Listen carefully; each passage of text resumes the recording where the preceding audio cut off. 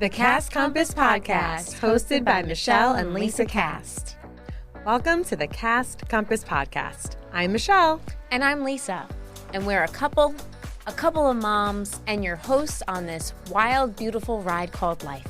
We're here to help you navigate your next phase, whether that's family building, career shifts, personal growth, or rewriting the story of what your life should look like. Our path hasn't been traditional. IVF, job losses, parenting through chaos, starting over in our 40s. But we've learned how to trust our gut and follow our compass, even when it's scary. Each week we'll bring real talk, a little astrology, a lot of heart, and stories that make you feel seen. So if you're craving connection, clarity, and maybe a cocktail along the way, welcome home. Welcome to the Cast Compass Podcast. We're Michelle and Lisa, partners in life, moms to our 3-year-old son, Leo. And guides for anyone navigating their next big chapter. I'm Michelle. And I'm Lisa. And this is episode 10. The State of Fertility, Science, Hope, and What's Next with Dr. Brian Levine. If you've ever wished you could sit across from a fertility doctor and ask all your questions, today's your day. Dr. Brian Levine is here to walk us through what's changed, what's possible, and what he wants every patient to know. Dr. Levine is a board-certified reproductive endocrinologist, the founding partner of CCRM New York, and one of the most trusted voices in fertility care. He's also the doctor that brought us Leo and now guiding us on our journey to baby number 2. Dr. Levine, thank you so much for being here today. Well, thank you both for having me. I am so excited to be here. In case people don't already know, because they should. I know. Like, we are fully obsessed with Dr. Levine. Like, before we had Leo, he was our guy. It's almost as if I keep having failed IVF cycles just so we can still see Dr. Levine. I know. Yeah. I wish that was the case. I'm kind of actually jealous. You've spent more time with him than I have. Oh, I have spent so much time with him. But you're forgetting part of the story, which was that there was another patient who was in the waiting room with you that you befriended, who was a single mother by choice. That's right. And when you guys were going through your journey, she was going through her journey. And together, you all succeeded. It's true. And that's why, partially, you are the best. That's right. But also, that is also, and we'll get to this, why we share our journey, because it's so amazing to connect with other people. And to this day, our kids are a couple of months apart, and they're both gigantic. You made some great, beautiful children there. They are huge 3-year-olds. I don't know how they are enormous. They look 5. Like tall, like super, like Yes. They're already they're already trying out for the Knicks. Exactly. Maybe that's what the Knicks need. Exactly. Okay. Maybe we'll edit that one out. I think Dr. Levine's a Knicks fan. Yeah. Well, we could clearly go on all day about Dr. Levine, but let's jump in. So, Dr. Levine, can you take us back to where it all started for you? As a fellow Long Island boy who went to NYU, how did you get into reproductive health? Amazing. So, when I was a kid, I always wanted to be a doctor. And growing up on Long Island, South Shore of Long Island, which most people don't realize is very different than like North Shore of Long Island, let alone North Shore of Nassau. I grew up in South Shore, Suffolk. The son of a teacher and a business guy, I always wanted to be a doctor. Like, I was just obsessed with medicine. And I actually wanted to be a pediatric cardiologist. I had no idea what they did. I had no idea why. But it was like 2 big words that when I put together, like made people's eyes go up. And I was like, okay, that's what I want to do. So I went to college. I was pre-med. And then in the middle of college, unfortunately, my dad died of cancer. And so he got very sick and he died very quickly. And I became very disenfranchised with the entire healthcare system. I thought like healthcare was a joke. I thought it was kind of a ruse, that people only cherry pick the patients they wanted to treat. And I was really turned off by the entire healthcare system. So at that point, I kind of took a minute to really reassess what I wanted to do. And I was like, I still want to help people, but I don't want to be on the death and dying side. And so I'll be a researcher. So I went from Cornell for undergraduate to NYU for graduate school, got a master's in molecular biology and genetics, which is hard to say 3 times really fast, and then kind of reassessed. And I realized, like, oh my gosh, I don't want to work in pharma. I don't want to go work forever. What I need to do is go back to medicine and need to do it the right way. So I decided I was going to be an ear, nose, and throat doctor, and I was going to focus on hearing. and I was going to help people hear who couldn't hear. I was going to be an otologist.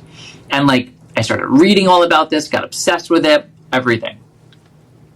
So second day of med school, I hear this lecture from this guy, Jamie Griffo, who runs the NYU program.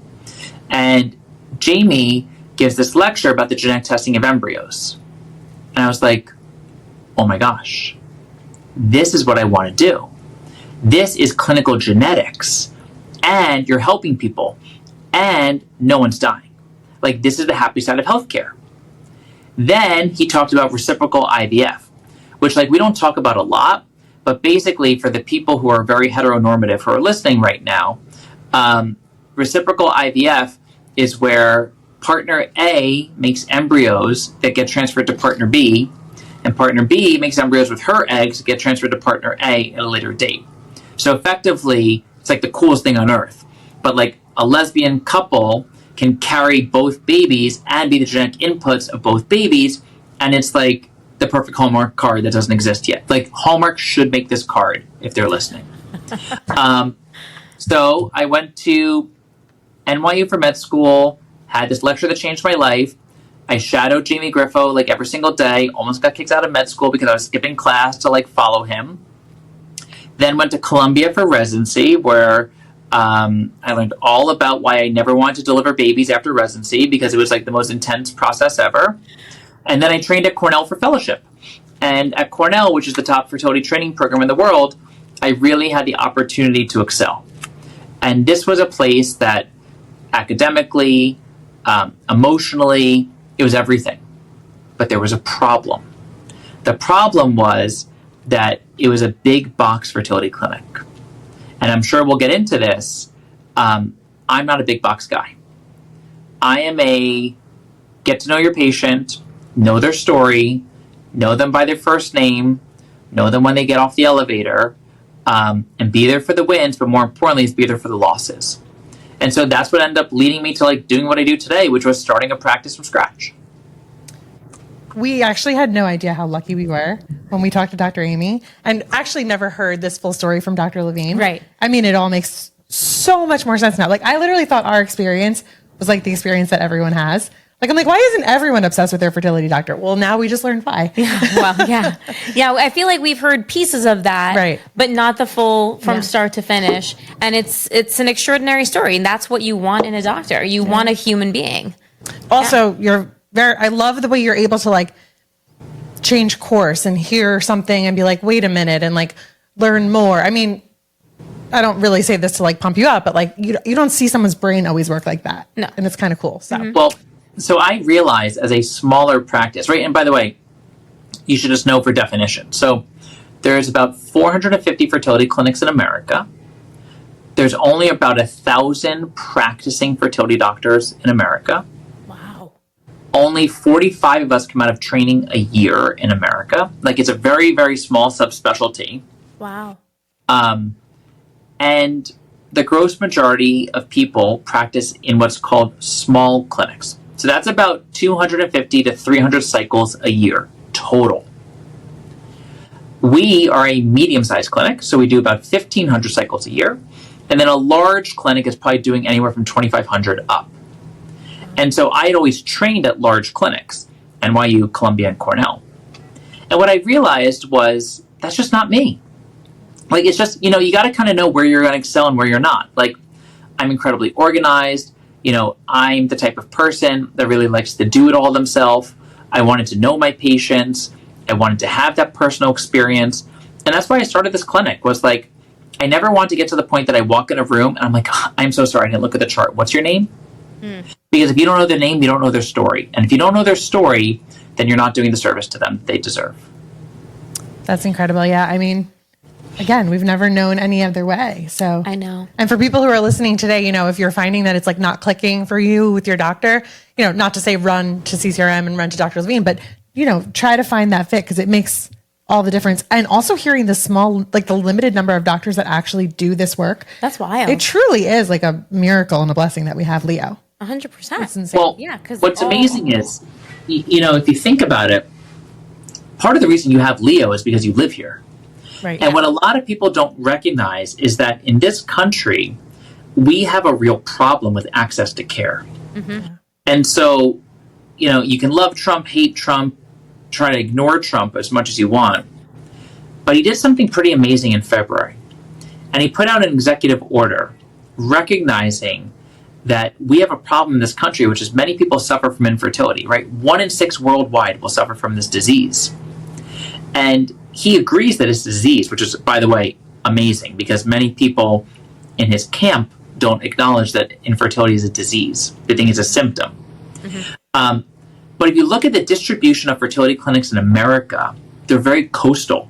The East Coast, the West Coast, and then a couple smattering in the middle, really Texas and Illinois. Access to care is a problem. And if you two were living in like Des Moines, Iowa, like, yes, University of Iowa is an amazing program, but they're doing 300 cycles, 400 cycles a year. Like, they're not doing thousands of cycles. And it might be a function of the environment of the population that's there. But I'd say even more, the fact that in New York, you have this hyper-competitive fertility market, right? It's the most competitive market in the world. There's more fertility clinics and more doctors per square mile than anywhere else on earth, that people go to treatment much faster in New York than they go anywhere else. You can go from hello to IVF in a month in New York. If you live in a place like Massachusetts that has a state mandate, you could find yourself doing a long diagnostic pathway and doing a lot of workup and then doing treatment 3 to 6 months later. So just the game is different. Everything's different in New York.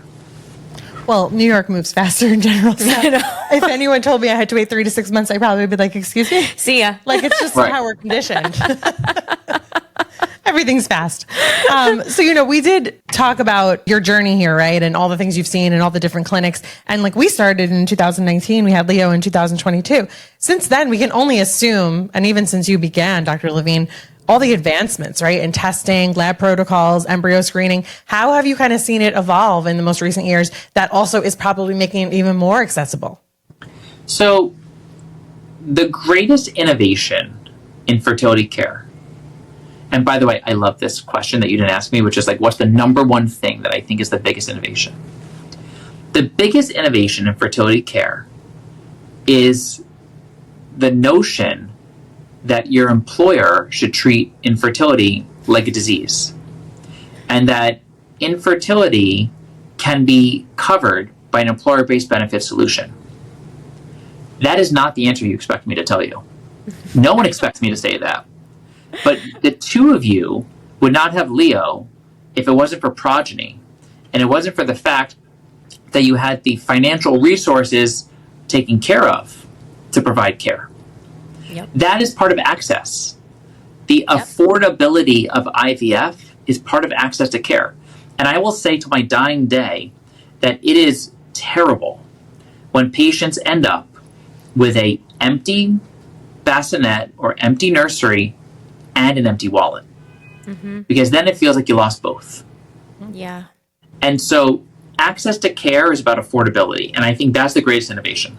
But that's not what's going to get your listeners excited, and people are already going to start tuning off. So I got to tell you some sexy stuff, right? So first and foremost, it's funny to say this to two lesbians, but we might as well just talk about it. When a guy ejaculates sperm, he's going to have tens to hundreds of millions of sperm.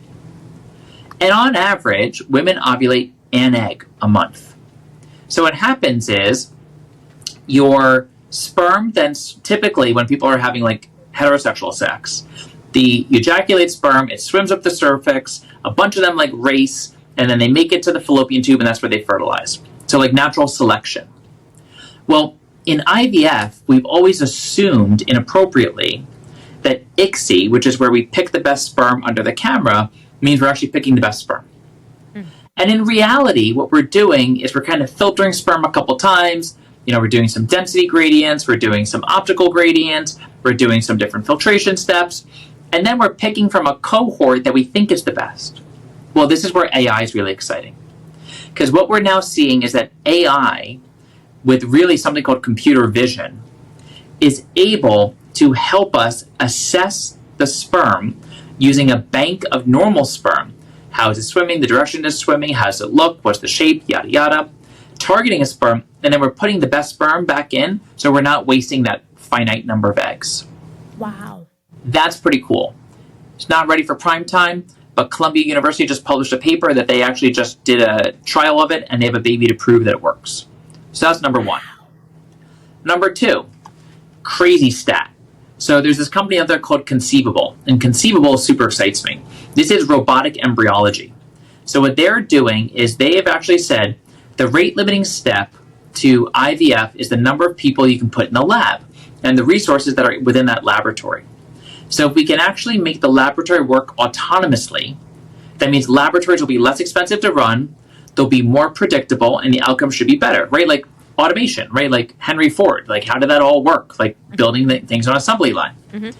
So Conceivable did a cool study, and they showed that on average, again, not my embryologist, but just embryologists in general, can miss up to 20% of the eggs collected. Wow. That's nuts. Yeah. That is nuts. 1 in 5 eggs missed at time of collection. Because today, the way it works is a needle goes into the vagina, the needle pokes through the side of the vagina, through the sidewall of the vagina, into the ovary. We aspirate, suck out the eggs. The eggs are in fluid. The fluid's in a test tube. The test tube's sent to a lab. The lab dumps it into a petri dish. And then an embryologist filters through that dish of liquid looking for the egg. Wow. Now, if you don't have protocols like we have at CCRM and you don't have embryologists trained like our embryologists, you can miss eggs every day. And so Conceivable saw in their head-to-head study that embryologists are missing up to 20%. Now, using AI and computer vision, you can make sure you filter through that fluid really quickly and pick out and identify eggs. So that's exciting to me. That is very exciting. And I would guess for like a patient like me who had, 17 eggs retrieved, maybe less vital, but maybe a patient like Lisa, like that would be really beneficial. That could be the difference between a cycle working and a cycle not working. Yeah. But let's go one step further. So what most people don't realize is that in an IVF clinic, everything is done on a schedule. And the embryologist needs structure to their day. So fertilization checks always occur around 8 o'clock in the morning, and then they do their embryology checks in the later morning, and then biopsies happen typically in the later afternoon, like early afternoon. Well, it ends up that if you have a busy day of retrievals, you could end up pushing off or pushing up your assessments and your biopsies. But embryos develop as Mother Nature meant them to develop. Right. Right? Humans are not monkeys. We're not lab rats, right? There's diversity for each person. Yeah. And some people have embryos that make day 7. Some people make day 5s. They all make cute kids in the end. But, everyone's embryo is a little bit different. So what's fascinating to me is that now with the integration of AI and computer embryology, you can now assess embryos when they're mature. You can assess embryos when they hit the right stage, and then, and only then, biopsy and freeze. So now you extend that window. So instead of, for example, your embryo being on day 6 hatched out, you probably could have caught it before it hatched on day 5. That's pretty cool. That is really awesome. Yeah. So that's fantastic. Because Lisa had a 6AA, and that was a lot more fragile than, Leo, which was my 5AA. Yeah. Yeah. That's crazy. I was going to say, too, when it comes to Leo, they did pick the best sperm. They did. But your embryologists are the best. That's what we know for sure. But that is so wild. I mean, and honestly, we had Leo in 2022. We've gone through a bunch of cycles since. Mm-hmm. It's not a long time. No. Like, it's only 3 years, and that is like an astounding amount of innovation and progress in that short amount of time. Well, obviously, it's not a short amount of time. I'm sure it's been going on for a while now. But, like, going from when we had Leo and the technology then to now, I mean, just 3 years later, that's amazing. That is so cool to hear. So people ask me, like, where's AI going in IVF? There you go, in the lab. Now, AI is also going to allow us to dose patients appropriately so that we can figure out the dosing for the patient and put them onto a model. And then the idea that's pretty crazy but cool is limit the monitoring. If you know how the patient's going to perform and you have predictive models, you can limit the amount of blood work and the amount of ultrasounds that you have to do for the patient, which, look, it's really nice to see you guys, but I'm sure you don't want to see me bottomless all the time, right? Like, it'd be nice for you, like, not to have to come into the city every other day. Yeah, and so, like, it could limit the schlep. Right. And so, like, that's pretty cool. And then there's the last technology that I think is the best, which is we're finally seeing in this country innovation in the therapeutics. So we're finally seeing medications that have already been released in Europe and in Canada crossing the border and finally, about to come to market. And some of those medications include things that are like a 7-day medication. So taking one shot on a Sunday, and that gives you your Follis and Morgado F for the whole week. That's right. I think you told me about this in one of my last visits with you. Yeah. Or even like, now we're seeing people where they're saying like, maybe use a progesterone secreting ring. So kind of like the Nuva ring, which is a very common contraceptive device that some people use, instead of having to give yourself these disgusting vaginal suppositories that like your underwear looks like you're literally having like, a snot fest. Now, like, especially in the summer months, this is what people complain about, right? They complain about the discharge and the grossness, and these things are dripping out, and it's like, it's vile. Yeah. But people are like, I'll do anything to have my kid. Well, now, what we're seeing is that there's innovation that's occurring in the therapeutic range where people are now able to develop a ring that secretes progesterone that has no gross discharge associated with it. So now you can get progesterone locally, like up, down there, down, up there, I guess. But you can get progesterone locally without having to take these suppositories. So that's pretty cool. That's amazing. Wow.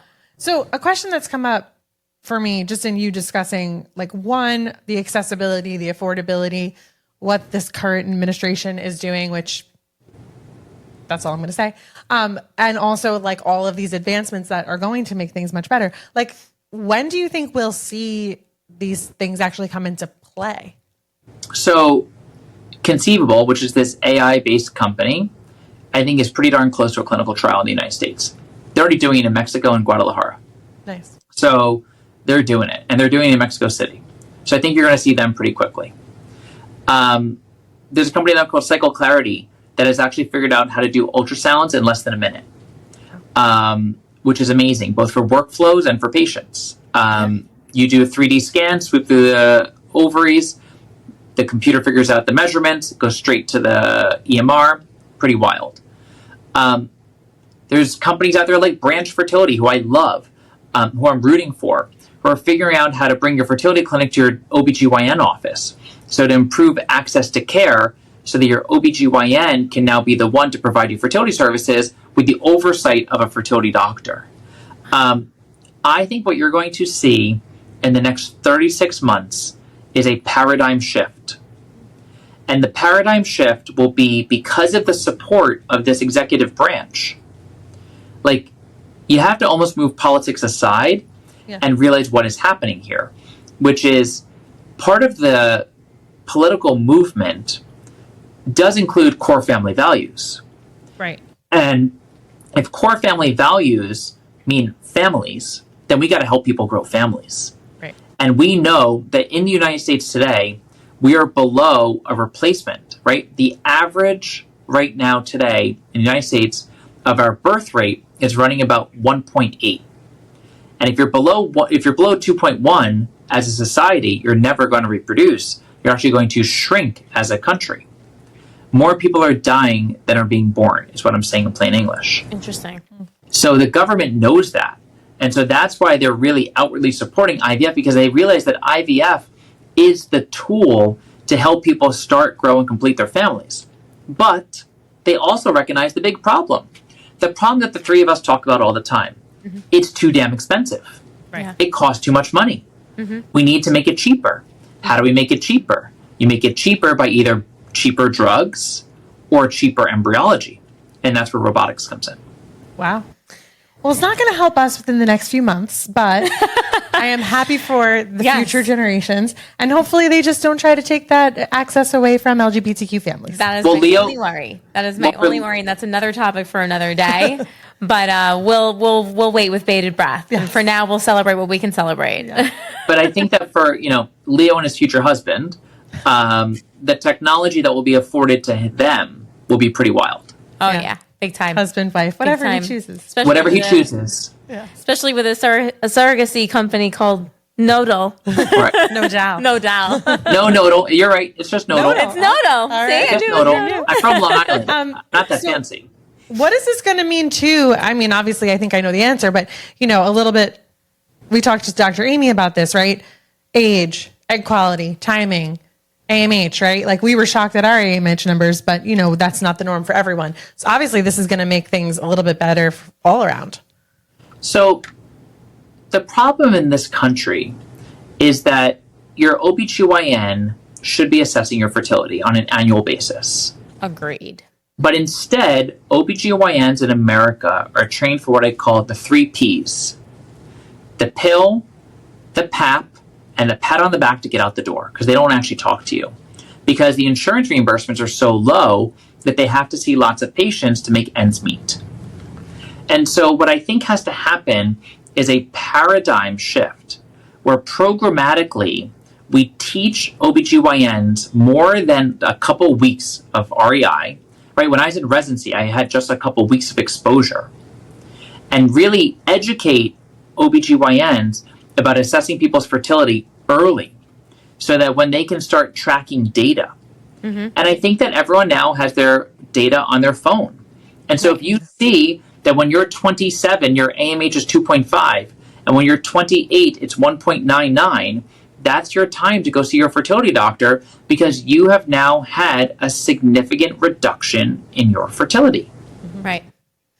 Yeah, I think that's a fantastic idea. I mean, we talk about it all the time. And maybe in your 20s, you get an evaluation of your whole reproductive system. Yeah. And I think we've talked about this with you too, Dr. Levine. Like it's too absent in the OBGYN world. And if we could start things sooner, then it could help people either handle fertility or infertility, you know, and start, like you said, start at the right time.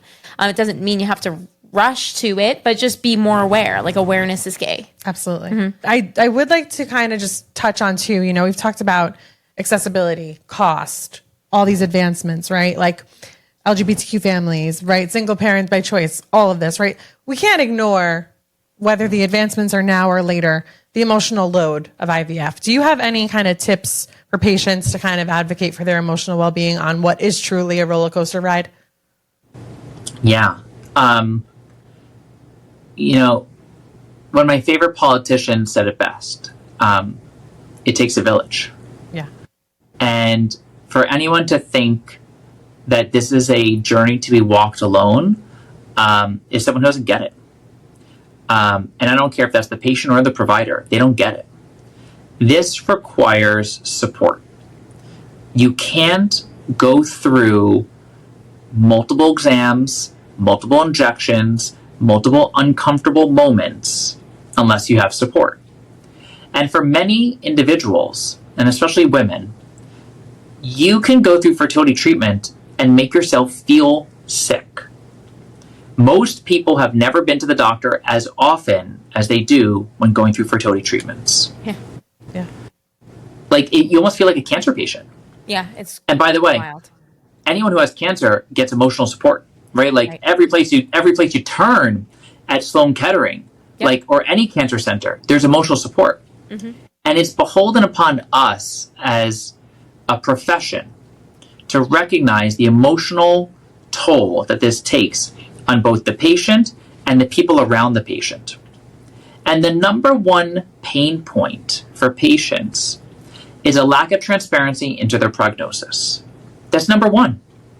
So I think as a patient or as a partner of a patient, the question to ask the provider is, how are we looking? Which is a question not enough patients ask me. I offer it. I tell everyone. When I do their monitoring, I talk them through it. But at the end of the day, asking for a moment of transparency and honesty is what I think every patient should ask to manage expectations. I am not perfect. I will tell you now. I am a good doctor, though. I'm not great. I'm not the best, but I'm good. And I think the definition of good is defined by, I try to treat every patient like the way I'd want my own wife treated. And the day that I stop doing that is the day I will stop practicing medicine. And I think for the two of you even, you've seen it work and you've seen it fail. But what I've always tried to do is to help you to understand why it didn't work and that the failure was not you, that the failure was the process. Right. And the failure was the limitations of either the technology that we have, the medication we have, the numbers you have, to help you understand where you're going. Right. So what I would say is, for anyone listening, demand transparency. Don't even request it. Demand it. And ask your doctor to talk you through the whole thing. Mm-hmm. It's easy to talk about wins. It's hard to talk about losses. Mm-hmm. But the losses are the ones that deserve it. Yeah. And no doctor should ever push back when a patient says, tell me why. Yeah, and if your doctor doesn't know why, you might need to find a new doctor, which is a great segue for how to work with Dr. Levine. So for someone listening who's thinking, I need to work with Dr. Levine, how do they get started, Dr. Levine? And if not in New York, what are some options for them? Great. So first and foremost, my social media, I don't block it. It's open. It's public. You can always feel free to go into my social media. On Instagram, I'm Dr. Brian Levine. And you can DM me and I will write you back. Second, you can always just go to CCRMIVF.com, and that's so you can figure out where I'm located here in New York City. I have 3 incredible female partners who are awesome in my practice. And I would say that any patient would be very lucky to see any provider in our office, that they're all fantastic. Mm-hmm. It's true. CCRM has 19 locations across America today. So pretty much wherever you live is where we work. And so we can always help you connect with one of your local clinics. But just remember, with telemedicine, we can also connect where you live. And so sometimes you don't need to leave home. You can just call for an appointment and we're happy to do a telemedicine appointment with you. But last but not least, I would say you don't have to work with me. You just need to work with a board-certified reproductive endocrinologist. And getting board certified is a pretty big deal in America. It's pretty hard and it's pretty arduous to get there. But if you can find yourself a board-certified reproductive endocrinology and infertility specialist, like me or Dr. Amy or anyone else, I'd say that you should know that at a baseline, you're in good hands. Amazing. That's great to know. Thank you so much. We didn't get to our rapid fire questions, but for anyone wondering, we already secretly know Dr. Levine's zodiac sign just because we've known him for so long. And if you didn't already guess, he is a brilliant, hilarious, adventurous Sagittarius. That's right. Go Sag. Go Sag. If you're thinking about IVF, share this episode with your partner, your mom, your best friend, whoever you need in your corner. We'll drop links to Dr. Levine's resources and CCRM in the show notes. Dr. Levine, thank you again so much for being here. We're so grateful for your time, for you sharing your wisdom and giving us and everyone listening so much clarity and hope. And thank you to each of you tuning in. We're so grateful to have you in this space with us. Thanks, Dr. Levine. Dr. Levine, thank you so much. It was so good to see you. Both. Thank you. Thank you. Bye, guys. Bye. Take care. The Cast Compass Podcast. New episodes every week. Follow, rate, and share with someone who needs a little direction.